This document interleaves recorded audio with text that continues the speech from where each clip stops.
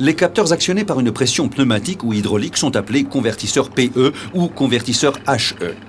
Dans notre exemple, une fois la valeur de consigne atteinte, la pression agit sur une membrane qui actionne à son tour un microrupteur, celui-ci fournissant alors le signal électrique.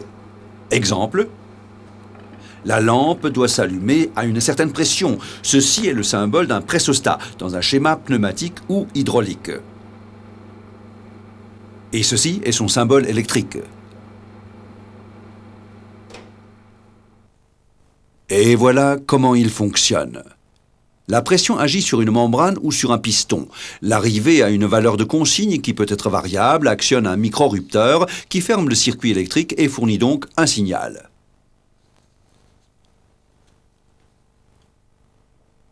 Lorsque la pression retombe, le capteur s'ouvre à nouveau à partir d'un certain point.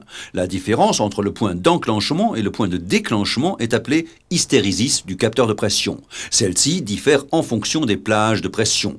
L'hystérésis est due à une résistance au frottement des composants du capteur. Il est important de connaître l'hystérésis d'un capteur car la connexion peut devoir se faire à la montée en pression ou à la baisse de pression.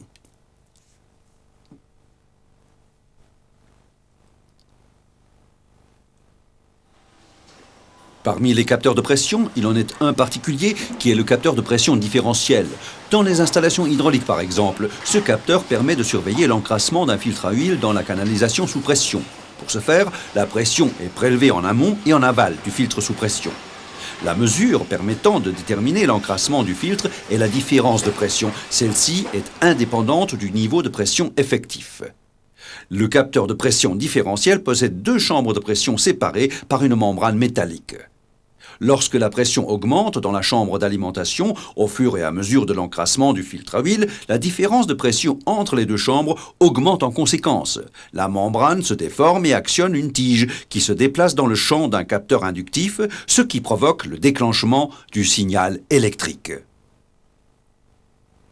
Tous les éléments de génération de signaux évoqués ici ont quelque chose en commun, qu'il s'agisse de capteurs à commande manuelle, sans contact ou à pression.